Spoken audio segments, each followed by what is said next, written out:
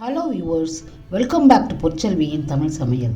இப்போது ஏர் ஃப்ரையரில் ஆப்பிள் வச்சு ஒரு டெசர்ட் எப்படி பண்ணுறதுன்னு பார்க்கலாம்.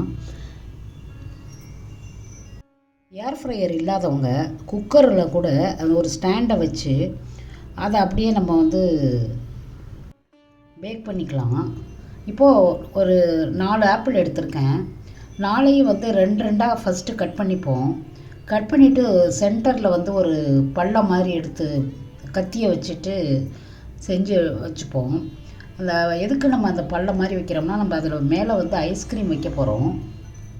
அந்த ஒரு சின்ன பள்ளம் கத்தி வச்சு எடுத்தாலும் சரி, இல்லை ஐஸ்கிரீம் ஸ்கூப் வச்சு எடுத்தாலும் சரி, எடுத்துட்டு அதில் ஒரு பட்டரை நல்லா தடவிப்போம்.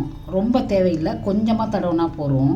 இந்த ஏர் ஃப்ரையர் ஐட்டம் எல்லாத்துக்குமே நம்ம பட்டரோ கீயோ இல்லை ஆயிலோ போட்டோம்னா ரொம்ப கொஞ்சமாக வச்சா போகிறோம்.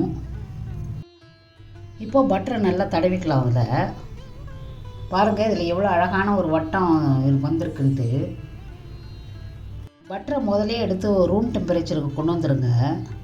அப்போ தான் அது தடவுறதுக்கு ஈஸியாக இருக்கும். இதை தடவிட்டு நம்ம அது மேலே சின்னமன் பவுடரை ஸ்ப்ரிங்கிள் பண்ணி விட்டுடலாம்.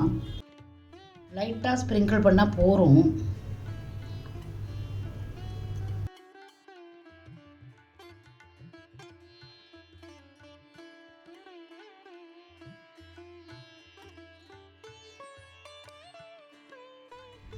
அடுத்ததாக நம்ம ப்ரௌன் சுகர் எடுத்து அப்படியே ஸ்ப்ரிங்கிள் பண்ணிடலாம். அது ரொம்ப தேவையில்லை. சில குழந்தைங்க சுகர் நிறையா சாப்பிட்டாங்கன்னா இன்னும் கொஞ்சம் அதிகமாகவே நீங்கள் ஸ்ப்ரிங்கிள் பண்ணிக்கலாம். இது நல்லா டேஸ்ட்டை கொடுக்கும். அடுத்தது அது மேலே ஹனி கொஞ்சம் அப்படியே டிசில் பண்ணிப்போம். ஹனி அதுவும் நல்லா ஸ்வீட்டை கொடுக்கறதுனால தேவையான அளவு போட்டுக்குங்க. குழந்தைங்க அதிகமாக விரும்பினாங்கன்னா இன்னும் கொஞ்சம் கூட நம்ம நிறையா போட்டுக்கலாம். அதுவும் நல்லா டேஸ்ட்டை கொடுக்கும்.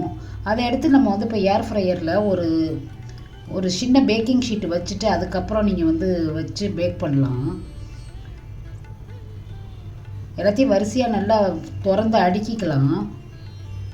அதாவது இந்த நம்ம ஸ்ப்ரிங்கிள் பண்ண ஃபேஸ் மேலே இருக்கிற மாதிரி வச்சு ஏர் ஃப்ரையரில் அடுக்கிக்குங்க. அப்புறம் நம்ம உள்ளார வச்சுட்டு டெம்பரேச்சரை செட் பண்ணிக்கலாம். டெம்பரேச்சர் 180 டிகிரி இருந்தால் போதும்.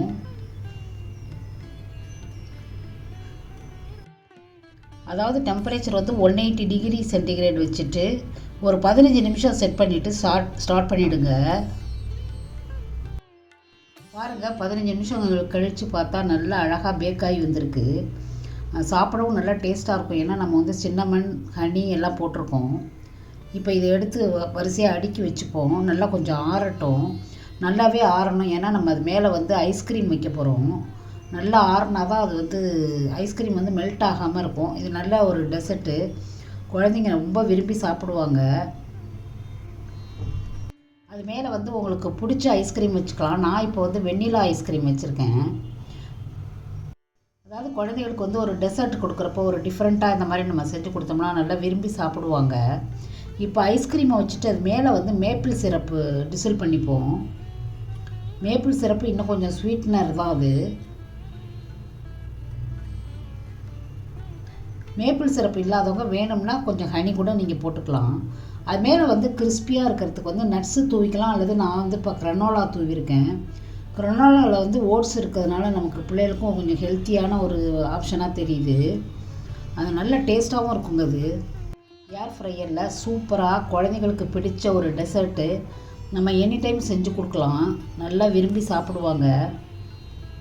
இந்த வீடியோ உங்களுக்கு பிடிச்சிருக்குன்னு நினைக்கிறேன். பிடிச்சிருந்தா லைக் பண்ணுங்கள், கமெண்ட் பண்ணுங்கள், ஷேர் பண்ணுங்கள். மறக்காமல் சப்ஸ்கிரைப் பண்ணுங்கள். உங்கள் ஃப்ரெண்ட்ஸ் அண்ட் ஃபேமிலிக்கு ஷேர் பண்ணுங்கள். தேங்க்யூ ஃபார் வாட்சிங். மீண்டும் ஒரு பதிவில் சந்திப்போம். வணக்கம்.